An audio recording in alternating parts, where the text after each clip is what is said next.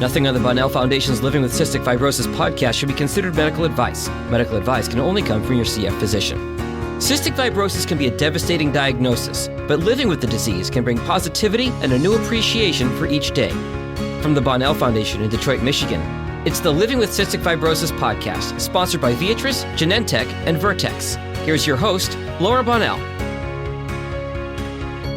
For those of you who don't know, HealthWell is a foundation that helps 90 different disease groups getting funding for what is not covered by insurance. The Bonnell Foundation will refer people to HealthWell when the financial needs are greater than we can give, or if we don't cover a certain request for the funds. Approximately 40 to 45% of the CF community is helped by HealthWell. HealthWell pays about $25 million each year for CF co-payments and therapeutics. But that could change because of the lack of funding from their corporate sponsors. HealthWell sent out a letter that says that they will have to close their CF treatment fund to new and re-enrolling patients, but the CF vitamin and supplement fund will remain open. And to explain more and answer questions will be Alan Klein with HealthWell. He is the Chief Development Officer of HealthWell and will spell it all out for us. Thanks for joining us on this podcast because it's really important, and a lot of people are alarmed after seeing the letter about the fact that it looks like you won't be able to do this for the CF therapeutics. So why don't you explain to us, Alan, and again, welcome, about what this means to the CF community? Yes, absolutely. HealthWell has always been a huge supporter of the CF community. We have had a fund open for assisting patients with their financial needs for their medications and for their vitamins and supplements since October 2015. And since then, we've actually separated the fund out separately. So we have one fund that helps patients with their therapeutics for cystic fibrosis, and that's for out-of-pocket copay obligations that they have. And one fund that helps them with their out-of-pocket copay obligations for vitamins and supplements. Both have been open since the fund inception in October 2015, when they were a combined fund, and now they are standalone funds. But because of the popularity of both funds, we're actually seeing an increased need from patients. And this year, unfortunately, I think our donations have not matched the patient need for the very first time. And we're really subservient to the amount of donations that we get. All of the donations that we get are earmarked for a specific fund that we get from the manufacturers out there and corporate donors out there. They could pick and choose which fund that they donate to. So we don't do that on our own. We actually let the donors pick and choose which disease area that they have interest in. And in this particular case, we only have enough funding for the Cystic Fibrosis Therapeutics Fund to last really toward the end of this particular week. I think August 10th was the last update. And then that would be, if we didn't get another donation, that would be the first time since the fund opening in October of 2015 where that fund would actually close to new or re-enrolling patients. And you're talking millions of dollars. This is what did you say, about 25 million? Exactly right. We need about $25 million a year to keep that fund open to all of our applicants. Currently, between both of our funds, either on the therapeutic side or on the vitamins and supplements side, or both, we have over 40% of the United States cystic fibrosis population in either or both of those funds. So it is a very high profile fund within the community. We work very closely with the Cystic Fibrosis Foundation to do the best that we can to help alleviate patient out-of-pocket needs. They've been a huge supporter of ours, and we're a huge supporter of theirs. But that being said, that will be a seismic, unfortunate situation for the community if this fund does end up closing on Thursday. It's really worrisome. And why do you think, I don't know if it's the same thing we're seeing, there are less funders now, or things have just changed a little bit. I don't know if corporations and companies and people are worried about the future of the economy, if that's it. But I mean, we've seen a decrease in funding. You have. What do you think it is? So we haven't seen an overall decrease in funding per se. In fact, our overall funding, thankfully, happens to be up for the foundation as a whole. So while the donations for this particular fund have remained pretty constant, the need just has gone up. So that is because of pricing of the drugs, as well as a lot more new patients finding HealthWell and its resources. So between those two things, we need the donations to kind of meet the increased need for the patient community. And so therefore, I think while the donations have been either pretty steady or slightly increased, they have not kept pace with the patient demand. That's a interesting and difficult place to be, because I'm just thinking about this as you said it. But so you're seeing an increase, but your donations really aren't down. We've seen a decrease in nonprofit donations with some other CF organizations also, but the need has increased. It's doubled. We're halfway through the year, and we are where we usually are with giving by December. So we're seeing so much need, and we have fewer funds, so it's scary. And the CF population that relies on HealthWell, and we have sent people there, when either they needed more than we could give, or it was a different ask than we were giving. So it's really scary for this population. I've already talked to some CF people who are like, oh my gosh, without HealthWell, what am I going to do? So what kind of is the thought of HealthWell? Because you have two things to worry about, the patient and that you want more corporate giving. Yeah, so I think the CF space has changed dramatically since we opened the fund. And I think it's due to the success of the drugs out there that patients are living longer and are being able to have lives that are meeting the expectations that they would want from being on successful therapy.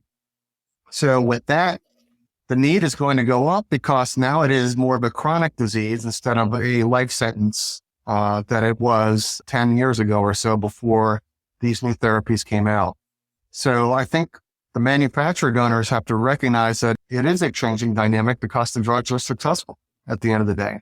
So with that success comes additional need and additional obligation to allow patients to stay on their regimen as prescribed by their physician. They are not cheap by any means. So while there was a lot of research and development and costs that associated with that, the overall pricing to patients continues to be pretty substantial. So the out-of-pocket need certainly is something that has not gone down and in fact has gone up. So yes, we're definitely aware of that. We're doing everything that we can. Certainly my job on a day-to-day basis is to outreach to any corporate donor who is out there who may have an interest in the space. We do have multiple donors that help us out in the CF fund on an annual basis. We have as many as 4. So that is pretty substantial. But that being said, I think we always ask for what we know that we're going to need in order to keep the fund open. We just haven't received it thus far this year as of yet. So does this mean people who rely on it are now going to have to find other means until you hopefully get more donors, or what does it mean right now? So people that are in the fund that have a current grant at HealthWell, that grant is good for 12 months. So the issue comes up if the grant is expiring, say in later August or September, and they want to renew, or if they're a new patient with a newly diagnosed disease, they won't have the option to continue. That is absolutely devastating for them and is heartbreaking for us. So the people that have grants that have expiration dates in the future, they will not be affected. It's the ones that are unfortunately timed to come off their grants or have been newly diagnosed or have just found HealthWell for the first time those are the ones that are unfortunately going to be fully impacted, at least until we get another donation in. So can you explain how the grants work? What happens when somebody chooses HealthWell before this, situation came up? So how much was a grant and how long do they last? Yeah, so the grants are basically up to the needed amount for each patient with a capped amount, I believe at $15,000 per patient. So if they need that much, that money is there for them. The average patient doesn't need that much. We know what the average patient needs. We monitor that on a routine basis. And we actually hold the amount of money that an average patient needs, knowing that some patients will fall above and some will fall below. But that being said, it is still in the multiple thousands of dollars that an average patient needs. So it is not unsubstantial at all. It is a very easy process to apply. Really, 3 questions have to be asked and answered. Are you diagnosed with cystic fibrosis and taking something that is either FDA approved or compendia listed? Do you have some form of insurance that will pay first? So we help the underinsured. And number 3, do you meet the income threshold? That is usually plus 400% of the federal poverty level, adjusted for household size and geography. So if you're in the 400 to 500% or less range for a certain fund at HealthWell, you'll also qualify. And all of that is done, and it takes about 5 to 8 minutes to apply either online or over the phone. And it's done in real time. So by the time you hang up or by the time you log off, if you apply online, you'll know whether you have received a preliminary grant approval from HealthWell. And so the people that apply do have to say their income. The people basically are going to be asked for their name, their address, and their social security number. Okay. And we work with a vendor who does a soft credit check. It's one of the 3 credit check bureaus that are out there. And so with that information, they'll be able to estimate household income and revert that information back to us in real time. Once we have all of that information, generally 98% of applicants to HealthWell funds get a yes from us. And the other 2% are usually either over income or applied for something for which we don't have an open fund. Okay. And I know you explained it, but is it like if you make $20,000 or less a year, or is it not that specific?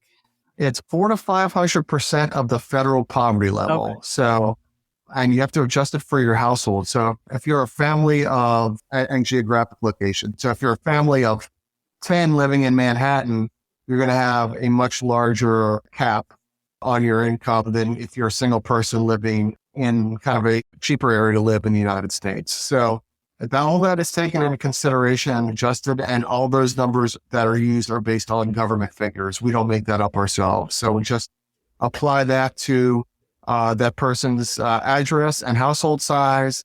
And once we get the soft credit check estimation from our vendor partner who does that for us, we see if it's within the threshold. And if it is, great, they're in. And if it's not, they have the ability to apply and give us additional documentation that might show that they do meet the threshold. But the estimation that the Credit Check Bureau does is in real time. So we actually get that information straight away. Wonderful. Thanks for explaining that. I appreciate it.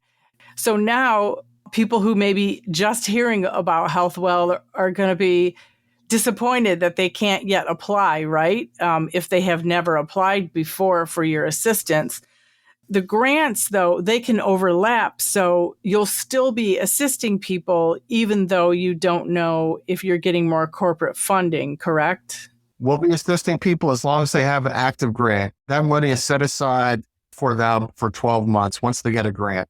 So we will never, ever, ever, and have never closed a grant for somebody that has it. Once you have it, you know it's good for 12 months. So if we do run out of cash, it's only running out of cash for new applicants or re-enrolling applicants. Anybody that has a current grant is completely unaffected until their grant runs out. That money is guaranteed to them. Thank you. Thanks for reiterating that. And what do you anticipate? Do you have any idea if next week someone is going to, put the money down that you need because you've never been in this situation with your CF funding. So how do you know how to navigate this? And I'm sure you'll let us know when and hopefully if things change, but kind of how do you navigate this situation now? Well, so we make sure we communicate to all the stakeholders out there where we are at, so nobody is completely caught off guard. And then we basically put a full court press once again on any potential donor. We are so appreciative of what they've done in the past. Hopefully their intent is to make sure that patients don't go without therapy because they can't afford it. And that's just not acceptable for us or for anybody who is part of the U.S. healthcare system, in my opinion, and in HealthWell's opinion. Hopefully they'll hear the bat signal being shined in the sky there and come through with some last minute funding. But it is something where we've never been this close to having to close the fund to new or re-enrolling applicants. So being 3 days away is certainly very unsettling for everybody. It really is. I mean, what should the Bonnell Foundation tell people when they ask us? Give them, if they've already applied, then they're set. I mean, if they've already received it, like you've said a couple times already, they're all set. It's really just people who want to get a new grant and get that funding. So it just, they'll be reaching out to foundations, smaller foundations like mine and others, which is a little bit stressful because we want to help everyone, but we've always, or I guess since 2015, realized that HealthWell was there so we could refer people to you and get further assistance for people. So it's a huge loss. And I really hope the corporate donations make it through to you. I do as well. I'm confident that if the fund closes, it won't be closed for anything that is, I wouldn't say, I would say it's not going to be permanently closed. My guess is there are a lot of donors who give toward the end of the year. So I'm hopeful that if it does close, it'll be for, it's unfortunate, but it would still be for just a period of weeks or months, not, many quarters. I'm still hopeful that that won't be the case, but I would think if you're asking me right now from a worst case scenario, that would be it, where the fund would be closed for maybe 3 or 4 months before it reopens. But I'm hopeful that's not the case. There are so many people who are in the community that we've got to know and love that are dependent on our funds to help them and help their constituents make it through. We do not want anybody to have to choose between taking their CF therapy and paying for their rent or their food or for any other necessity. That would be heartbreaking. So anything that we can do to be helpful to anybody, we're happy to do. I encourage any stakeholder to sign up for what we call real-time fund alerts. It gives you a heads up as a stakeholder as to when the fund at HealthWell opens or closes. And you can sign up to either receive an email alert or an SMS text alert. So if that fund does close, rather than having to click refresh every day or every hour on our website, you would actually get a notification as soon as the fund opens. So everybody who signs up for it gets it at the same time. That is something that you can sign up for if you go to the HealthWell Foundation website and look for real-time fund alerts. And you can pick and choose which fund that you are interested in receiving information on, and that it'll be limited to just that particular fund or funds that you select. So if it does unfortunately close, that would be my next recommendation. So everybody can kind of stay tuned and be alerted as soon as that fund reopens. You've talked about this, but I also wonder, so the corporate funders who've already given money to you, whatever maybe it's their threshold, one gives 2 million, one gives 10 million. Is this a case where, because the need continues to grow, you need more corporate funders because the funders you have now can only give a certain amount and now you need additional new funders? I mean, I would think that's always the case because I always want new funders. It's certainly always the case that, and always healthy to have more funders. We have a good number of funders now. Could always use more. There's certainly many more funders or potential funders in the space who are invested in the CF community because they have products on the market who haven't yet donated to HealthWell, who should very well consider a donation to HealthWell. And we have several funders who have given every year or multiple times every year over the course of the last 7 or 8 years. And we're certainly grateful to them. It's just a growing space. So we're either going to need more funders, the current funders to give even more, or a combination of the two. And that's the only way to keep the fund open throughout the calendar year right now. When we first launched this fund, used somewhere between $12 and $15 million was needed to keep the fund open. And now we're up to 25 million or even more, depending upon how the year runs. So that is a pretty good increase. And with that, we need additional funding for sure. Maybe the Powerball winnings should be split amongst all of us, not all of the nonprofits. Wouldn't that be incredible if we could all get, money from that? We'd be eternally grateful to whoever won for their nice and give back from any winnings there for sure. Absolutely. Right. I keep posting that, but so far the millions have not landed in the Bonnell Foundation account. But here's hoping, and for yours as well. And, it's interesting, the new drugs have really helped the CF community, but still there is such a need. It certainly isn't a cure. And then there's the 10% who don't benefit from modulators. And then you have people who have transplants and have so many different challenges. So, things are definitely have changed for the better, but people are still getting sick on, these CF modulators, and they have created enormous hope and are definitely making people healthier for sure. But it is frustrating being in the CF community because I think maybe some people think, oh, well, there's no need. It's just a shift in what's needed, but there's still such a financial need for medications and financial assistance, right?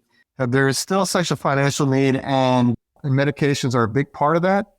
But there's also, we have an extremely active vitamins and supplements fund because certainly in order for CF patients to thrive and survive, they need to take additional vitamins and supplements as well.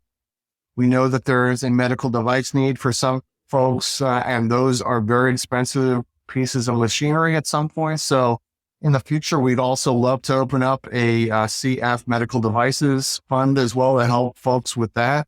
So we're looking to expand, but of course, all the good ideas that we have are going to be at the mercy of the donations that we're able to achieve on our behalf for CF patients.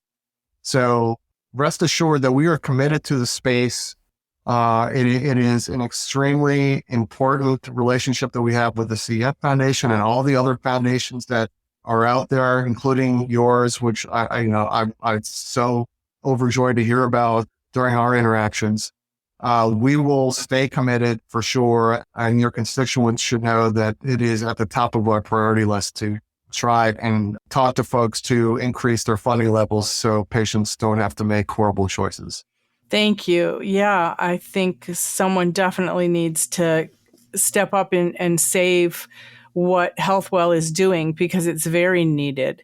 And I've just found over the years, if they can't pay their mortgage, rent, or car insurance, they're trying to balance it with their medication. Or if the medication cost might be lower as a copay, they still can't afford other things. So there really is a balance, and grants and foundations like yours really help them balance it out so that they can, really try and fund everything that they need to.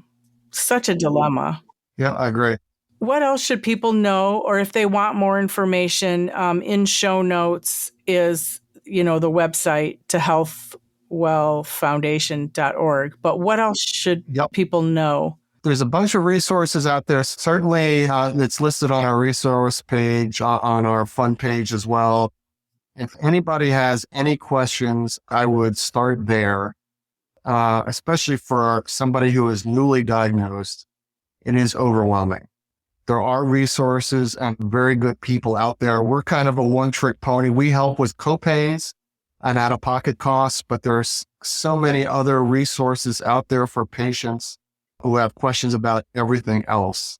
So it really does take an entire community to be there for patients. And we're just honored and proud that we can do some small part to help everybody else. So they can just focus on getting better, treating themselves, and living life to the fullest. Well, thank you, Alan Klein. Thank you so much. It really is. You're a hugely important part of our CF community. And for, I think, 89 other diseases, you have 90 total, right? So correct. You're helping people all over the world. If people didn't know about you, I hope they're very aware now, and that you get your money quickly so you can continue doing what you do. Very kind of you, from your lips to God's ears. So hopefully so. Let's hope so. You guys do great work. But thank you very much. And we'll stay in touch because I want to hear about how things are going so we can update, all of our CF community. Absolutely. Look forward to staying in touch. If you're looking for a good party, an event where you can mix and mingle with kind people, join the Bonnell Foundation on Saturday, September 9th for the Night of Hope Diamonds in the Sky event. We're going to have fun and raise a lot of money for our programs. See the ticket link in show notes or on our website. We'll see you there. The original music in this podcast is performed by Kevin Allen. It's not complicated. Who happens to have cystic fibrosis. We all got our worries and fears. I know it's got you frustrated, but loving you is so alright. This has been the Living with Cystic Fibrosis podcast. For more information and to learn more about the Bonnell Foundation, visit our website at thebonnellfoundation.org. That's the BONNELL Foundation.org. This podcast was sponsored by Viatris, Genentech, and Vertex. It was produced by Jag and Detroit Podcasts.